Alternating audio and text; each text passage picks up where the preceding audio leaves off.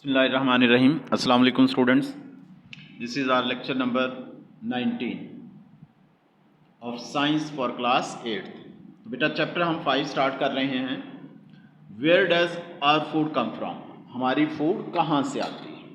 हमने junior classes में भी पढ़ा है। तो इसमें बेटा हम पेज अपने 60 अपनी बुक ओपन करें, पेज नंबर 60। जूनियर क्लासेस में भी हम पढ़ चुके हैं कि हमारी फूड हम कहाँ से फूड लेते हैं।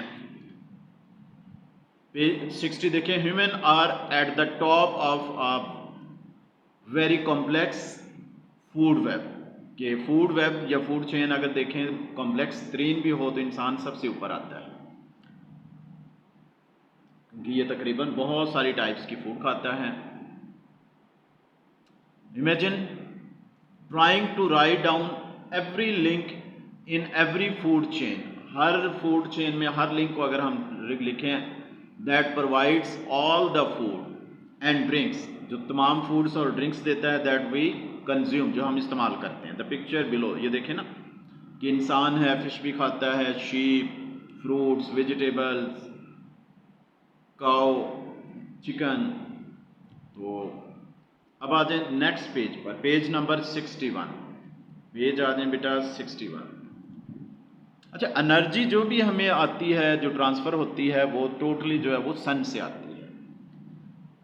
The transfer of energy along a food chain is very inefficient, कि फूड चेन में जब हम किसी चीज़ को खाते हैं तो एनर्जी बहुत सारी ज़ाया होती है। There is about 98% energy loss between the sun and producer. Producer कौन होता है? प्लांट्स होता है। सन से एनर्जी जब प्लांट्स में आती है तो 98% एनर्जी ज़ाया हो जाती है। फिर देखिए नीचे, प्रोड्यूसर से जब प्राइमरी कंज्यूमर, यानी कि उनको घास खाने वाले एनिमल्स खाएंगे तो फिर 95% एनर्जी ज़ाया हो जाती है। फिर उनको सेकेंडरी कंज्यूमर खाएंगे तो एनर्जी जो है वो 95%, और फिर टेरिशरी जो लास्ट कंज्यूमर्स है वो खाएंगे तो एनर्जी फिर 95% लॉस हो जाती है। तो इस तरह एनर्जी बहुत सारी ज़ाया होती है।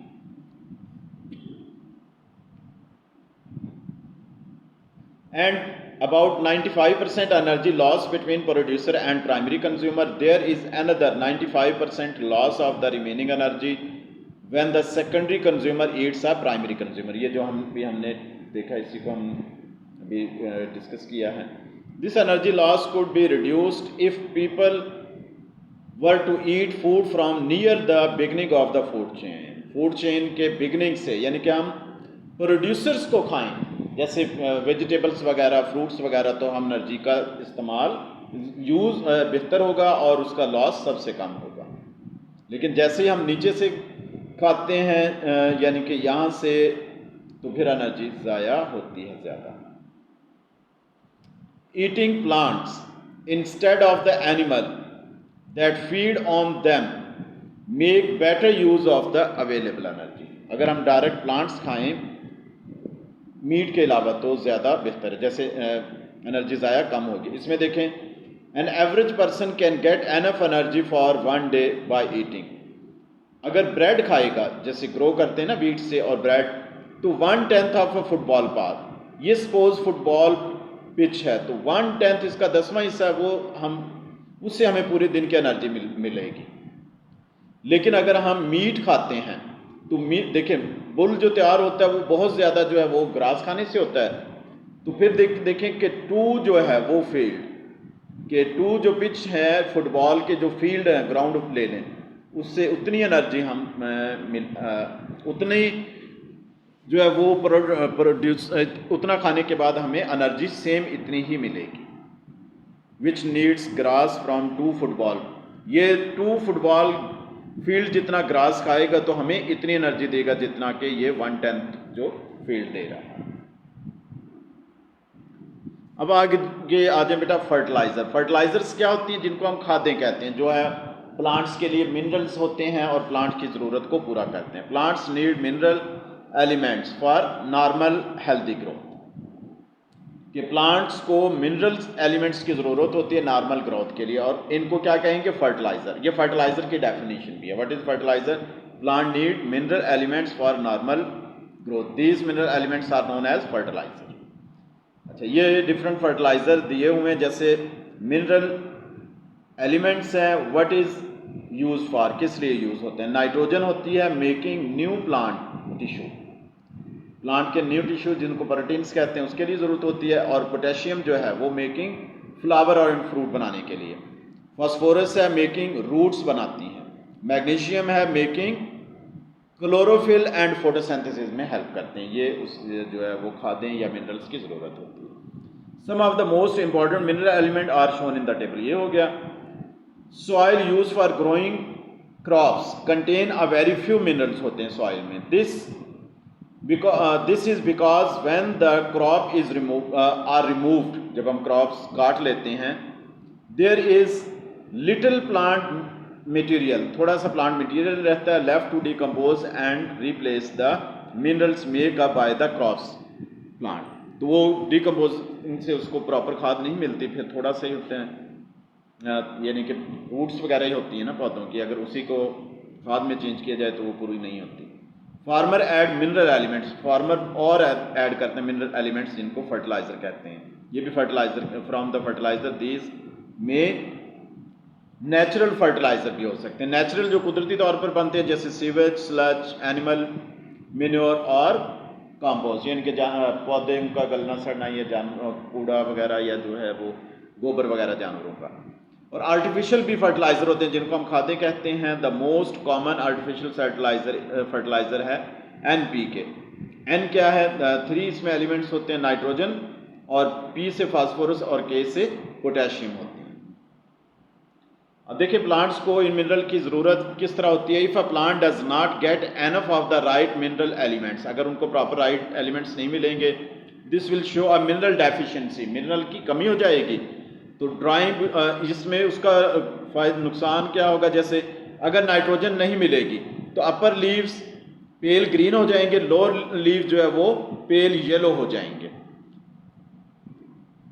और स्टेम जो है वो इसकी वीक हो जाएगी। अब पोटेशियम अगर नहीं मिलेगी तो पुअर फ्लावर्स एंड फ्रूट, यानी कि ना फ्रूट लगेंगे ना फ्लावर लगेंगे। अगर फास्फोरस नहीं होगी तो पुअर रूट ग्रोथ, रूट्स जो है वो प्रॉपर ग्रो नहीं करेंगी।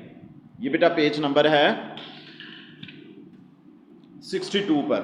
अगर मैग्नीशियम नहीं मिलेगी, लीव्स टर्न येलो हो जाएंगे फ्रॉम बॉटम अपवर्ड। तो ये उनके डेफिशिएंसी की वजह से है, मिनरल्स की वजह से। अब पेज यही है 63 है।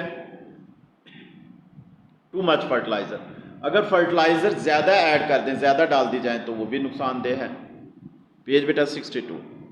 The development of new high yield wheat and rice varieties has help to meet the world's increasing demand for food, कि अच्छी जो क्वालिटी के वीट्स वगैरह हैं जो उगा रहे हैं या राइस उगा रहे हैं, तो वो हमारे ज़रूरत को पूरा कर रहे हैं, बढ़ती हुई ज़रूरत को।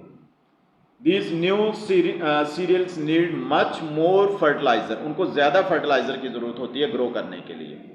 Then the older varieties, this can cause serious environmental problem by upsetting natural food chain। तो ये environment के लिए प्रॉब्लम बन रही है। कैसे प्रॉब्लम बन रही है? Modern artificial fertilizer are soluble है, पानी के अंदर डिजॉल्व हो जाएंगी। तो जब वो पानी फसलों को देते हैं और फसलों के पानी में डिजॉल्व हो जाएगी, वो दोबारा जब नदी नालों में पानी जाएगा तो वो फिर जो नदी नालों को ख़राब कर देंगे। Therefore much of the fertiliser use to on the land is washing into near by stream में चला जाएगा, रिवर में एंड लेक्स में। It is not surprising that there are high level of nitrogen, phosphorus and potassium होगा in the waterway around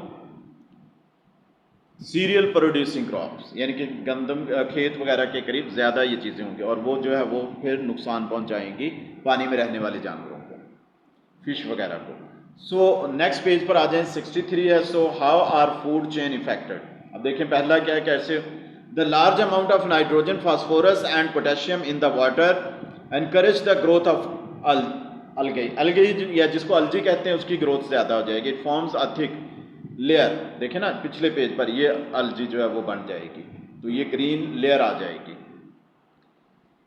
block over the surface of the water, water की surface को block कर देगा। Second क्या है, light can not pass through to the water, light नीचे नहीं पहुंचेगी, और वो जो प्लांट्स वगैरह पानी के अंदर वाले वो डाई हो जाएंगे। फिर 3 क्या है, bacteria decompose the dead plant using, अब ऑक्सीजन को यूज कर लेगा पानी के अंदर in the water, less oxygen causes fish and other aquatic animals to die, fish और पानी में रहने वाले दूसरे जानवर मर जाएंगे ऑक्सीजन ना होने की वजह से। 4 देखें, with fewer animal to eat the algae, algae या अलजी को थोड़े से एनिमल खाते हैं तो ये ग्रो फिर ज्यादा होगी,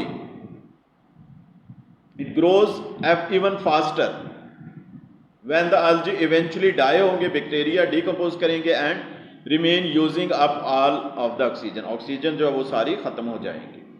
this whole process is called eutrophication कहते हैं। All life in the pond और रिवर सून डाई, तो पॉन्ड या रिवर में जिसमें ये प्रोसेस हो रहा होगा उनके सारे मर जाएंगे जानवर वगैरह। The water ecosystem is now dead हो जाएगा, वाटर इकोसिस्टम। अब ये बेटा आपका जो है वो होमवर्क है, टेस्ट योर सेल्फ है, पेज नंबर 63 पे ये सारे जितने भी क्वेश्चंस हैं उन सब का आंसर आपको ये जो हमारा लेक्चर है इंशाल्लाह इजीली मिल जाएगा। ठीक है, देखिए ना पहला क्या, व्हाट इज फर्टिलाइजर, ये सबसे पहले फर्टिलाइजर की जो फर्स्ट लाइन है, 2 lines, plant need mineral elements for normal healthy grow. अब पोटेशियम और इनकी जो कमी से क्या, explain the difference between natural and artificial fertiliser, ये भी इसमें फर्टिलाइजर में है। नेम 3 नेचुरल फर्टिलाइजर, तो ये भी है वो एनिमल डंग वगैरह और कंपोस्ट वगैरह, ये सारी चीज़ें बेटा इसके अंदर आपके मिल जाएंगी। ये नोटबुक्स में लिखना है और आपने इनको लर्न करना है अच्छी तरह। ठीक है, तो आज का हमारा लेक्चर कंप्लीट हुआ। थैंक यू वेरी मच, अल्लाह हाफिज़।